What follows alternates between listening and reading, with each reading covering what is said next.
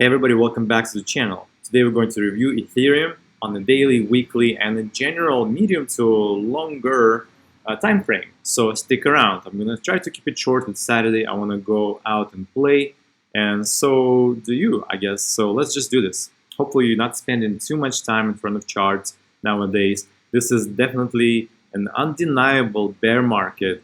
How long? It could be a shorter bear market. So that's what we all hope. It feels like it's just the middle of the bull market, like what happened?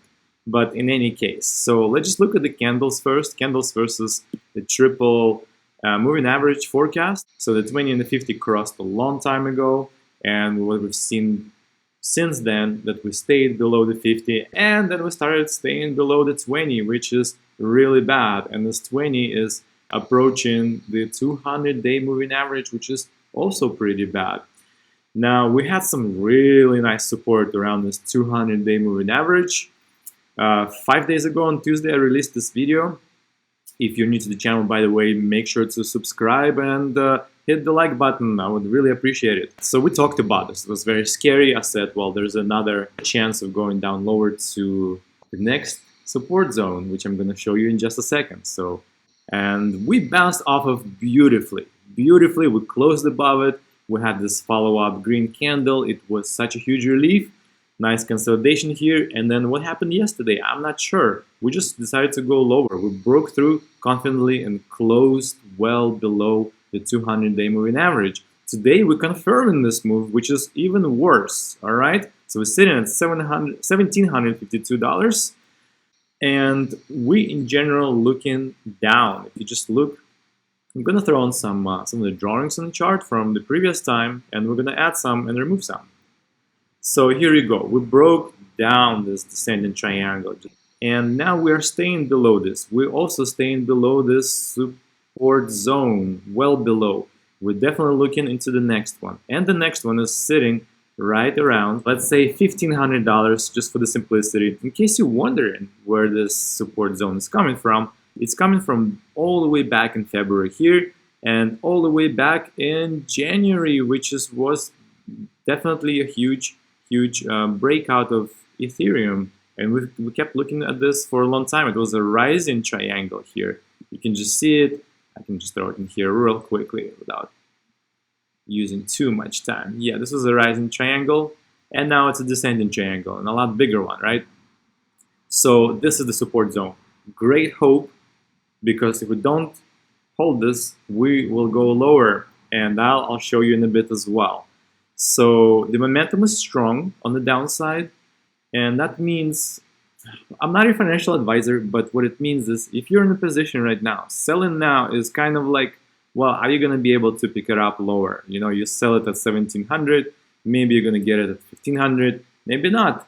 Or, you know, I don't know, like it's up to you what you're going to decide. But holding is probably okay. Ethereum is strong position for the medium to long run, so we are good. Now, the real question is like, where do you buy more? That's a question for me. I mean, if you've been in cryptocurrency for a while, then you know it's worth holding the currency and it's worth stacking. Whether it's just dollar cost averaging or picking the dips, which this was arguably a really good dip around here in the end of May, mid to end May, and now we're looking at like, well, it looks like a bear market. Are we going to pick up at $1,500? Am I going to pick up at $1,500? Quite likely yes, but my position is going to be about 5% of the available funds at this point, and just keep dollar cost averaging. So looking at 1,500, we'll see how crazy this momentum goes, right? It actually easily can go down and break, do something like this. Let me just draw it. It's easier to imagine, easier to see. It might go bounce one more time and then head down. You know, momentum could be so strong that it could just break down, wick down huge, and rebound and hopefully close above it in the next couple of days and just bounce, and whatever happens next, we'll speculate later. But this is the best case scenario, by the way, because a reset like this, a crazy nice reset all the way to $1,000, And yes, that's what I'm seeing. That's the next support area. Let's drop a line for this. In fact, since we're on this topic, just about here, I think is a good one. I'm gonna change that later. So, but yeah, that would be a great scenario. Maybe even below $1,000. So last time I checked, it was $956. Is like a next line actually. Another scenario would be we actually go and slowly kind of dribble down here and then just keep doing this, and at this point you'll notice that this is actually a bear market. This huge downtrend with a broken triangle and everything would be quite terrible. So I hope it's going to be the first scenario, because second scenario is going to mean we're gonna stay around this area for a while and maybe just even trickle down into this in here somewhere. Who knows? So I'm hoping it's for the first scenario where we're going to just wick down and then go into consolidation of some sort and continue later this year into possibly, at least the resistance area here, the previous all-time high, the top here would be $4,500 would be great, but hopefully some new all-time high like $10,000 would be really nice. So that's the reason I keep stacking now. I keep dollar cost averaging weekly. I'm just switching now. Bear with me.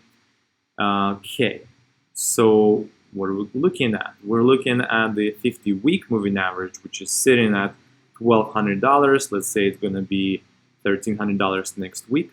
And by the way, the only thing that might save us from this catastrophe, even to the $1,500 Ethereum, which is, save is like, yeah, we're gonna miss out on the opportunity to buy $1,500 Ethereum, is Bitcoin. So Bitcoin is sitting at quite well. It's hanging above its own 50-week moving average. And so, yes, it went below, but it's still, it's got a day and 7 hours to close above this area. And this area is actually at $30,256. Let's just say roughly 30,000. If we close above 30,000, we are in a pretty good shape. Let's just do another review for Bitcoin specifically, because it affects Ethereum so much.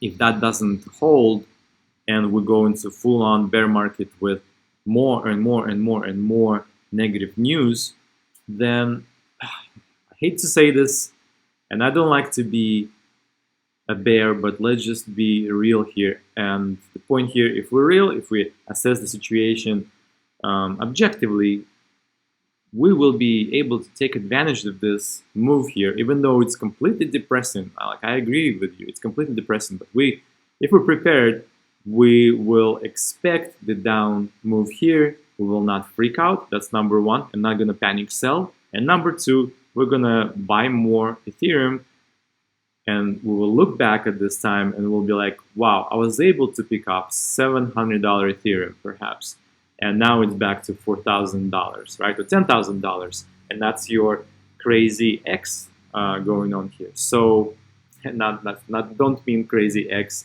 like your ex-girlfriend or your ex-boyfriend. I mean the crazy X returns. All right, let's just be prepared. It can definitely wick down to $1,000 regardless. But if we trickle down over a longer period of time, then $570 is where that blue line is sitting right now. So be prepared. Again, if you're new to the channel, smash the subscribe button. If you're coming back as my subscriber, welcome back.